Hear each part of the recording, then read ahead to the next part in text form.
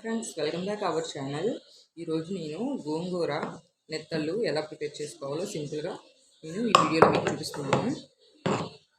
గోంగూర ముందుగా 4 పచ్చిమిర్చి వేసుకొని ఉడకబెట్టాలి. ఉడకబెట్టి ఇలాంటి దాంట్లో వేసి మెత్తగా చేసుకోవాలి.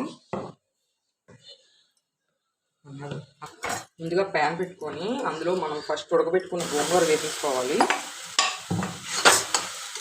ఇందులో ఇప్పుడు సరిపడినంత కారం,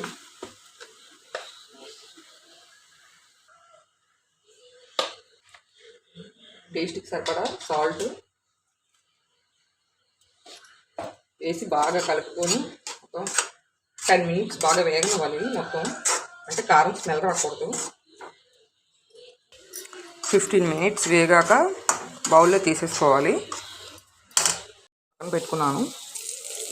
అదే ప్యాన్లో ఆయిల్ పోసుకున్నాను. ఒక 4 టేబుల్ స్పూన్స్ ఆయిల్ వేసుకొని వండి పోపు దినుసులు కాస్త ఫ్రై అవ్వాలి. అవి ఫ్రై అయ్యాక సన్నగా తరుపుకున్న ఉల్లిపాయలు, పచ్చిమిరపకాయలు, టమాటో. ఇప్పుడు ముందుగా పచ్చిమిరపకాయలు వేసేస్తున్నాను.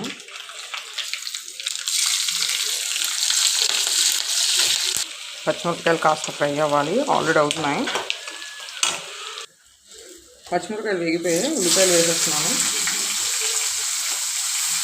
ఫ్రై అవ్వాలి. ఆనియన్స్ ఫ్రై అయ్యాయి. ఇప్పుడు మనం ముందుగా కోసి పెట్టుకున్న టమాటో వేసేస్తున్నాను. టమాటా వేసాక మనం నీట్గా ఒక 3-4 టైమ్స్ హాట్ వాటర్లో వేసి కడుక్కోవాలి. వీటిని నెత్తళ్ళు అంటాము. ఇవి వేసేసుకోవాలి. మనం కావాలంటే ఈ నెత్తళ్ళ ప్లేస్లో రొయ్యలు కూడా వేసుకోవచ్చు. సేమ్ ఇదే ప్రాసెస్. కాస్త ఫ్రై అయ్యాక దీంట్లోనే కేవలం మనం వేసిన నెత్తవల్లికి సరిపడా కారం వేసుకోవాలి. సాల్ట్ ఆల్రెడీ మనం అందులో వేసాం కాబట్టి చూసుకొని వేసుకోవాలి. బాగా ఫ్రై చేసుకుంటే సరిపోతుంది.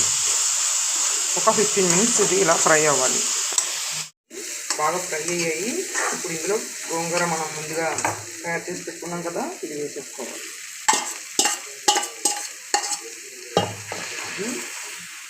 ఒక 20 మినిట్స్ బాగా ఫ్రై అవ్వాలి.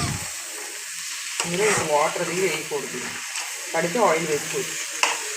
మినిట్స్ తర్వాత ఇవ్వండి, ఆయిల్ చూడండి సైడ్లో మొత్తం ఎలా బయటకు వస్తుందో.